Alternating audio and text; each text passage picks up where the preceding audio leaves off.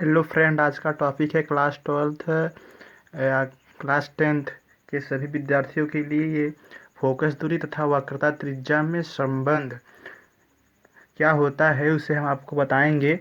देखो, वक्रता फोकस दूरी तथा वक्रता त्रिज्या में संबंध, relation between focal length and radius of curvature. यानी कि देखो, फोकस दूरी तथा वक्रता त्रिज्या में जो संबंध होता है आपको हम यहाँ पर शॉर्टकट में लिख दे रहे हैं। यह बराबर r/2 होता है, यह बराबर r/2 होता है। यही होता है फोकस दूरी तथा वक्रता त्रिज्या में संबंध। इसी को हम सिद्ध करेंगे, ये बात आपको ध्यान होनी चाहिए।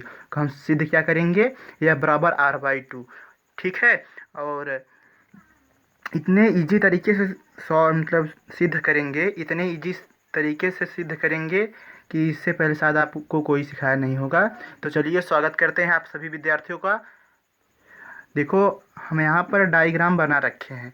ठीक है, यहाँ पर मान लीजिए कोई अनंत और वक्रता केंद्र के बीच में मान लीजिए सी के परे कोई वस्तु है। इस बिंदु पर यहाँ से देखो किरणें चल रही हैं और जो अवतल दर्पण है बिंदु पी से किरणें रिफ्लेक्ट होकर यानी कि परावर्तित होकर मुख्य फोकस से होकर जा रही हैं। और इसके बीच में हमने एक अभिलंब को डाला है, यानी कि अभिलंब खींचा है। और आपतित किरण के ये यहाँ पर जो एंगल बनता है उसे आपतन कोण कहते हैं, और यहाँ पर जो एंगल बनता है उसे परावर्तन कोण कहते हैं। आपतन कोण को आई से लिखते हैं, परावर्तन कोण को आर से डिनोट करते हैं। और वक्रता केंद्र और ध्रुव के बीच की दूरी को वक्रता त्रिज्या कहते हैं, जो वक्रता त्रिज्या आर होती है। फोकस और देखो फोकस दूरी मुख्य फोकस और ध्रुव के बीच की दूरी को फोकस दूरी कहते हैं, जो स्मॉल एफ होता है। इतनी बात समझ में आई। और ये हमारा जो मिरर है इसका नाम M1 M2 रख दिए हैं, और ये आप तो जानते ही ये ध्रुव है। ठीक है। अब हम क्या करेंगे, पहले बात हमें रचना लिखना होगा। आप देखो यहाँ पर मैं आपको रेड पेन से लिख दिया हूँ, बट आप एग्ज़ाम में रेड पेन से नहीं लिखना, क्योंकि अन्यथा अगर आप रेड पेन से लिखेंगे तो गलत हो सकता है। तो देखो, इसे पहले सिद्ध करने के लिए पहले हम क्या लिखते हैं, रचना लिखते हैं, यानी कि भूमिका लिखते हैं कि आपने माना है और क्या क्या क्या लिखा है, मतलब भूमिका के अंतर्गत। तो हम क्या लिखेंगे, पहला मतलब हेडिंग बनाएंगे रचना। ठीक है। अब रचना के अंदर हम क्या लिखते हैं भी बता रहे हैं। देखो, जो ये डायग्राम में आपने लिखा है बस उसी को हम विस्तार से लिखते हैं रचना में। ठीक है। और बाकी कुछ भी नहीं लिखते हैं। ठीक है। तो हम क्या क्या माने हैं, माना लिखेंगे। माना ध्रुव पी है, ध्रुव पी है, माना ध्रुव पी है, और तथा वक्रता त्रिज्या आर है, तथा त्रिज्या वक्रता त्रिज्या आर है। फिर कामा, और फोकस दूरी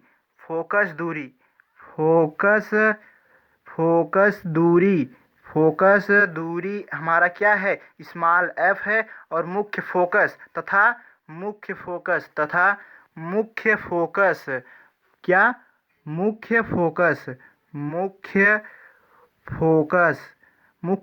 हमारा क्या है, मुख्य फोकस एफ है। क्या है, एफ है।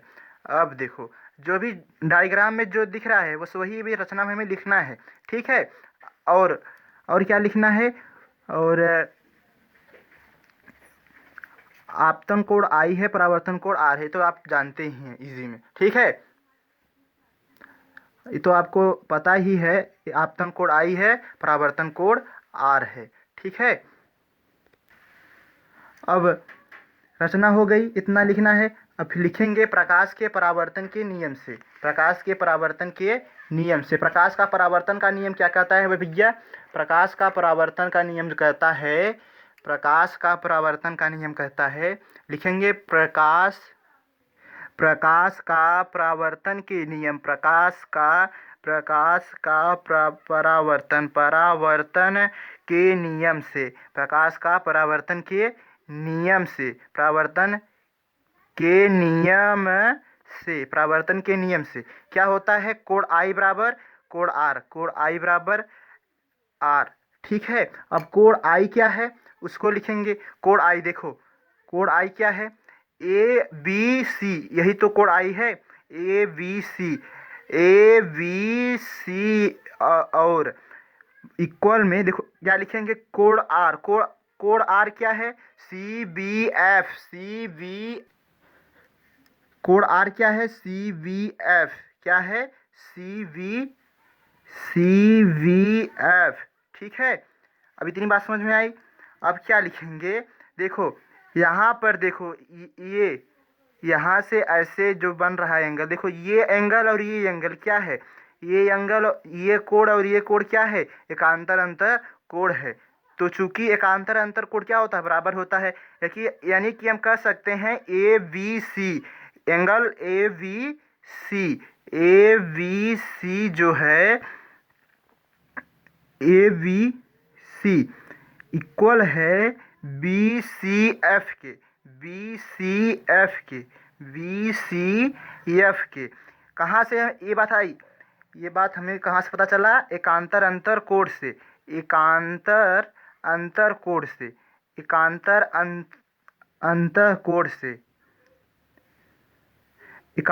से, लिख लीजिए, एकांतर कोण से। ये समीकरण 1 हुआ आपका और ये समीकरण 2 हुआ। ठीक है, अब लिखेंगे समीकरण 1 व 2 से, समीकरण 1 व 2 से, समीकरण 1 व 2 से, 2 क्या है, ये भी यहाँ पर दिख रहा है, समीकरण 1 व 2 से देख लीजिए, जो समीकरण 2 है हमारा, यानी कि B C F, A B C, समीकरण 1 है, ए बी सी इक्वल है angle of C B F, तो A B C angle of क्या है, सी वी एफ के। अब देखो ए बी सी इक्वल क्या दिया है, इक्वल में दिया है बी सी एफ, यानी कि इसके स्थान पर क्या लिखेंगे, बी सी एफ इक्वल में सी वी एफ से। ये बात हमें कहाँ से निकला, यानी कि ये समीकरण कहाँ से बना, हमें ये समीकरण 1-2 से निकला, क्योंकि जो ए बी सी इक्वल है सी बी एफ के, angle of A B C equal है angle of B C F के, तो B C F A B C angle of A B C के स्थान पर हम सी बी एफ रख दिए, तो ये समीकरण नंबर आपका 3 हुआ। ठीक है, समीकरण नंबर 3 हुआ। ठीक है, अब क्या करेंगे, देखो चूंकि हमें पता है, देखो यहाँ पर क्या पता है कि जब 2 कोण समान हो गए, एक कोण यहाँ पर एक कोण यहाँ पर, यानी कि जब 2 कोण समान हो गए, तो कहने का मतलब ये हुआ, जब समान त्रिभुज के समान कोणों के सामने की भुजा क्या होती है, समान कोणों की सामने की भुजा क्या होती है, समान होती है, समान कोणों की सामने की भुजा समान होती है। ठीक है, कोण आर के सामने की भुजा क्या है, सी एफ, और कोण सी के सामने की भुजा क्या है, एफ वी। ठीक है, हम क्या लिखेंगे, त्रिभुज के समान कोणों की सामने की भुजा समान होती है, यहाँ पर लिखेंगे त्रिभुज के समान कोणों की सामने की भुजा, त्रिभुज के समान कोण के सामने की भुजा क्या होती है, सामने की भुजा समान होती है। ठीक है, समान होती है, समान कोणों की सामने की भुजा समान होती है। यहाँ पर देखो सी बी एफ क्या है, सी बी एफ और एफ वी सी FVC, यानी कि ये दो कोण समान है तो इनकी सामने की भुजा भी समान होगी। तो कोण R की सामने की भुजा क्या है? CF। कोण R के सामने की भुजा क्या है? CF। तो CF इक्वल होगा इस कोण के सामने की भुजा, यानी कि FV के इक्वल होगा, FV के इक्वल होगा। ये समीकरण आपका 4 हुआ, ठीक है। अब अब क्या लिखेंगे? यदि दर्पण का द्वारक, यदि क्या लिखेंगे? दर्पण का द्वारक। यहाँ पर लिखेंगे यदि दर्पण का द्वारक, यदि दर्पण का द्वारक जो है अधिक छोटा हो तो दर्पण का द्वारक अधिक छोटा हो तो, जब दर्पण का द्वारक अधिक छोटा होगा तो FV इक्वल हो जाएगा FP के, FP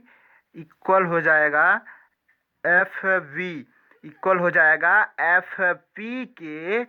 ये समीकरण आपका 5 हुआ, ठीक है। तो अब लिखेंगे क्या?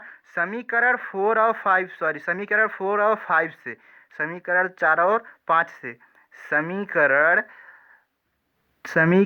4 और 5 से, ठीक है।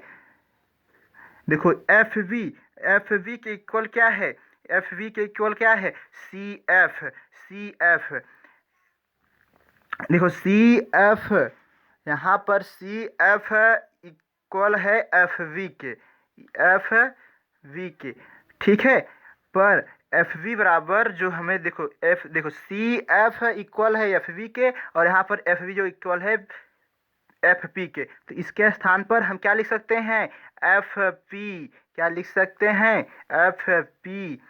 अब ये समीकरण आपका नंबर 6 हुआ, तब लिखेंगे समीकरण 6 में FP। देखो समीकरण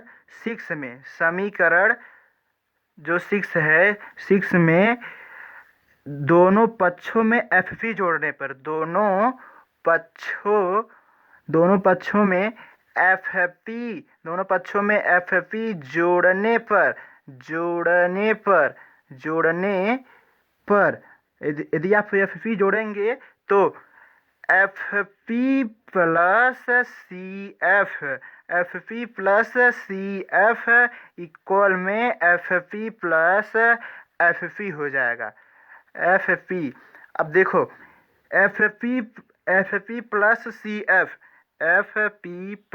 CF जो है इक्वल है CP के, तो CP लिख दिए।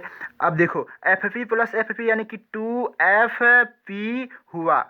अब देखो C जो CP है, यानी कि C और बीच की जो दूरी है वो करता त्रिज्या R है, ये बात समझ में आई। और FP के जो बीच की दूरी है फोकस दूरी स्मॉल f, ठीक है। अब हमें F निकालना है, यानी कि फोकस दूरी F बराबर होगा R/2 इति सिद्धम। यही हमें सिद्ध करना था, एकदम इजी तरीके से, इससे सरल कोई आपको समझा ही नहीं सकता, इतने इजी हैं, देख लीजिए। तो उम्मीद करते हैं आप सभी विद्यार्थियों को समझ में आ गया होगा।